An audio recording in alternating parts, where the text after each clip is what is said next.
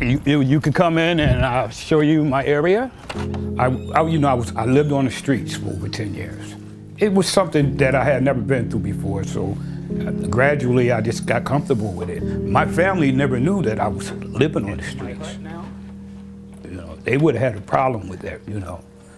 Yes. One of my kids.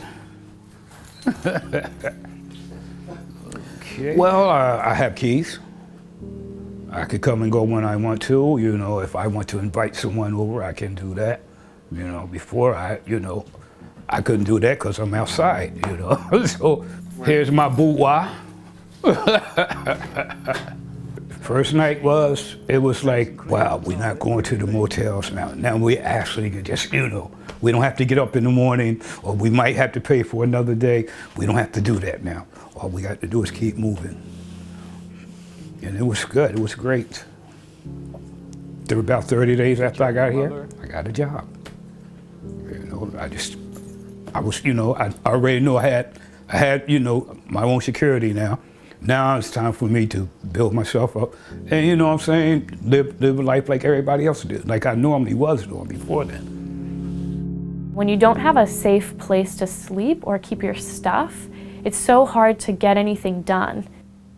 I think the call to the general public is to take some action. You know, we need to know our neighbors. We need to know who is out there so that we can start to heal the broken relationships that often isolate folks who are experiencing homelessness. Because you go from having something to having nothing, and you automatically feel like a loser.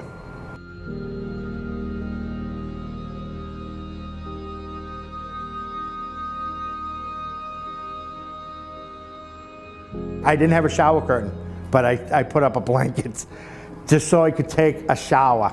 You know what I mean? And it wasn't like, you know, 5-minute shower. It was like a shower, you know? That was the greatest feeling in the world. You can't just sit in the shelter because it's a shelter. You have to have a plan to get out, to better your life. Mine was to stay sober. Okay, I did that. I went back to college at UMass Boston. I'm trying to become a nurse. That's my goal, is to work in a hospital.